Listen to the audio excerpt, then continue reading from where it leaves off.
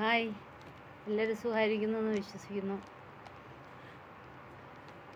ഇപ്പോൾ ഇങ്ങനെയൊരു വീഡിയോ ചെയ്യുവാൻ എന്നെ പ്രേരിതമാക്കിയ ചില ഘടകങ്ങളുണ്ട്.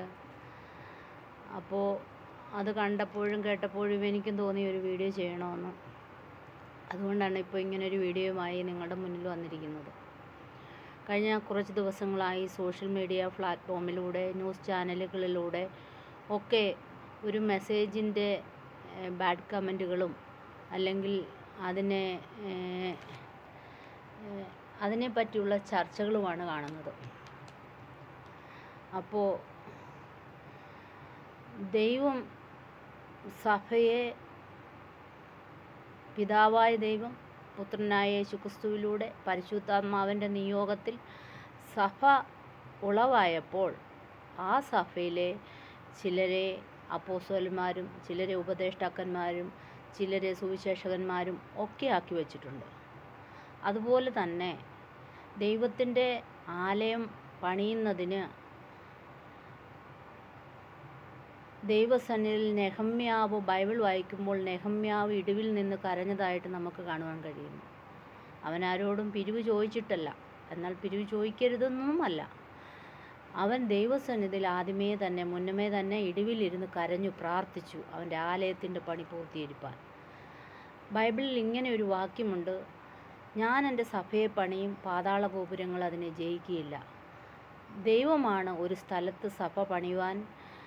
ദൈവത്തിന് പദ്ധതിയും പ്ലാനും ഉണ്ടെങ്കിൽ അത് തുടങ്ങുമ്പോൾ അതിന് ചിലരെ ഉപകരണങ്ങളാക്കി എടുക്കാറുണ്ട്. പക്ഷെ അത് തുടങ്ങുമ്പോൾ അതിൻ്റെ പണി പൂർത്തീകരിപ്പാൻ ദൈവം വഴിയും വാതിലുകളും തുറക്കും. മാത്രവുമല്ല, ദൈവവചനത്തിൽ ഇങ്ങനെ പറയുന്നു: ദൈവം കൈപ്പണി ആയതിൽ വസിക്കുന്നില്ല.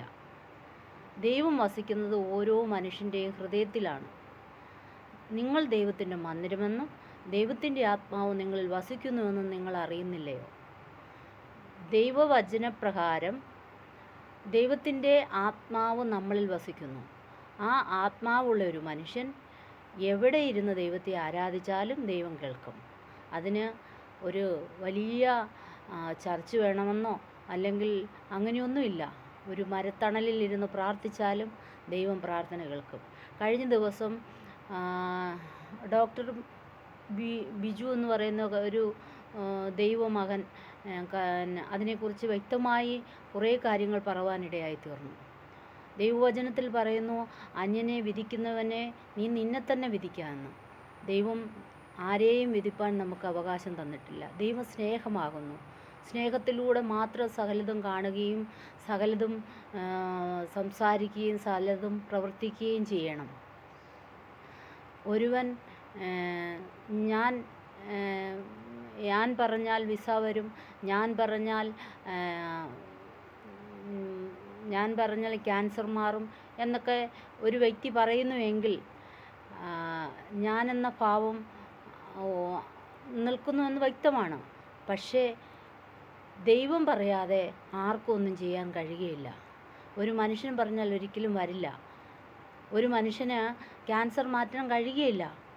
പിതാവായ ദൈവം പുത്രനിലൂടെ പരിശുദ്ധാത്മാ നിയോഗത്തിൽ ഒരു വ്യക്തിയുടെ വിശ്വാസത്തിൻ്റെ ആഴം നിമിത്തം രോഗികൾ സൗഖ്യമാകുന്നു.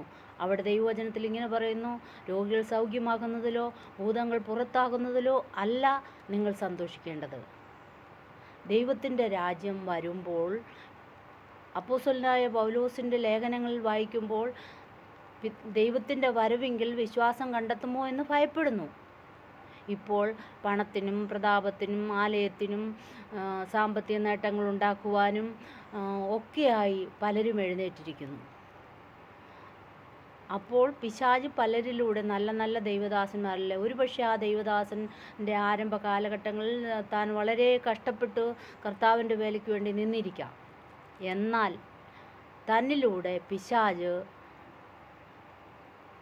ഉപദേശവിരുദ്ധമായി അല്ലെങ്കിൽ ബൈബിളിൻ്റെ അടിസ്ഥാനത്തിലല്ലാതെ പലതിലും പ്രവർത്തിക്കുന്നു. ആ ഒരു വ്യക്തിയെയും വിധിപ്പാൻ ദൈവം നമ്മെ ഏൽപ്പിച്ചിട്ടില്ല. മാത്രവുമല്ല, ഇപ്രകാരം ബൈബിൾ പറയുന്നു: അന്യൻ്റെ പാപത്തിൽ നാം ഓഹരിക്കാരാകരുത്.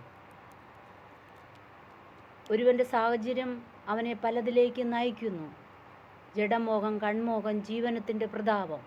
ഇത് മനുഷ്യൻ്റെ ഉള്ളിൽ പിശാച് കൊടുക്കുമ്പോൾ അവനിൽ നിന്ന് ഇങ്ങനെയുള്ള ആത്മാവിൻ്റെ ഫലമല്ലാത്ത ജഡത്തിൻ്റെ പ്രവൃത്തികൾ എഴുന്നേറ്റ് വരുന്നു. ആത്മാവിൻ്റെ ഫലമോ സ്നേഹം, സന്തോഷം, സമാധാനം, ദീർഘക്ഷമ, ദയ, പരോപകാരം, സൗമ്യത, വിശ്വസ്തത, ഇന്ദ്രിയജയം എന്നിവയുളവാകുന്നു. ഇങ്ങനെയുള്ള ആത്മാവിൻ്റെ ഫലങ്ങളാൽ നിറയുന്ന ആര് തന്നെയായിരുന്നാലും അവനൊരു ദൈവമകനാണ്. സകലത്തിനും മീതെ കവിയുന്ന ദൈവസ്നേഹം പിതാവായ ദൈവം അത് നമ്മെ പഠിപ്പിച്ചു. തൻ്റെ പുത്രനായ യേശുക്രിസ്തുവിലൂടെ അത് നമുക്ക് മാതൃകയാക്കി തന്നു. തൻ്റെ മരണത്തിൽ പടയാളികൾ ശിഷ്യൻ്റെ കാതറുത്തിട്ടപ്പോൾ അത് പത്രോസ് പറയുമ്പോൾ പത്രോസ് വന്ന ആ ഭാഗം അങ്ങനെ പറയുന്നു. അപ്പോൾ പത്രോസിനോട് സ്നേഹത്തിൻ്റെ ഭാഷയിൽ യേശുക്രിസ്തു സംസാരിക്കുന്ന നമുക്ക് കാണുവാൻ കഴിയുന്നു. അതുകൊണ്ട് പ്രിയമുള്ളവരെ, നാം എന്തു പറഞ്ഞാലും ദൈവം സകലത ക്ഷമിക്കും. ഒരു ന്യൂസ് ചാനലിൽ എനിക്കിങ്ങനെ കാണുവാൻ സാധിച്ചു. അതെന്നെ വല്ലാതെ വേദനിപ്പിച്ചു. അതുകൊണ്ടാണ് ഇപ്പോൾ ഇങ്ങനെ ഒരു വീഡിയോ ആയി എനിക്ക് വരണമെന്ന് തോന്നിയത്. നമ്മൾ ആരെ എന്തു പറഞ്ഞാലും നീ ജഡത്തിൽ ഏത് മനുഷ്യനെ എങ്ങനെയൊക്കെ പ്രവർത്തിച്ചാലും ജഡത്തിൽ ഇരിക്കുമ്പോൾ നീ ജഡത്തിൽ നന്മ വിതയ്ക്കുന്നുവെങ്കിൽ നന്മ കൊയ്യും, നാശം വിതച്ചാൽ നാശം കൊയ്യും. പക്ഷേ ദൈവവചനത്തിൽ ഇങ്ങനെ പറയുന്നു, പരിശുദ്ധാത്മാവിനെ ദുഃഖിപ്പിച്ചാൽ അത് ദൈവം ക്ഷമിക്കുകയില്ല. ഒരു ന്യൂസ് ചാനലിൽ ഇതിനെക്കുറിച്ച് സംസാരിക്കുമ്പോൾ സ്തോത്രത്തെ കളിയാക്കി പറയുന്നതായിട്ട് എനിക്ക് കാണുവാൻ സാധിച്ചു. അതെന്നെ വല്ലാതെ വേദനപ്പെടുത്തി. എന്തു പറഞ്ഞാലും സ്തോത്രം, ദൈവത്തിനു മഹത്വം എന്ന് പറയുന്നത് ദൈവം വച്ചിരിക്കുന്ന, ദൈവത്തെ സ്തുതിപ്പാൻ മനുഷ്യൻ നൽകിയിരിക്കുന്ന ഒരു ഘടകമാണ്. ആകയാൽ സ്തോത്രം എന്ന് പറയുന്നതിനെ കളിയാക്കുകയും മറ്റൊരു വ്യാകരണത്തിൽ പറയുകയും ചെയ്യുമ്പോൾ അത് വല്ലാതെ ദൈവാത്മാവിനെ ദുഃഖിപ്പിക്കുന്നു. ആകയാൽ മറ്റുള്ളവരെ വേദനിപ്പിക്കാതെ, അല്ലെങ്കിൽ തിന്മയെ ചൂണ്ടിക്കാണിക്കുന്നത് എപ്പോഴും നല്ലതാണ്. അത് ഉൾക്കൊള്ളുവാനുള്ള മനസ്സ് അങ്ങനെ സംസാരിക്കുകയും പ്രവർത്തിക്കുകയും ചെയ്യുന്നവർക്കുണ്ടായാൽ നല്ലത്.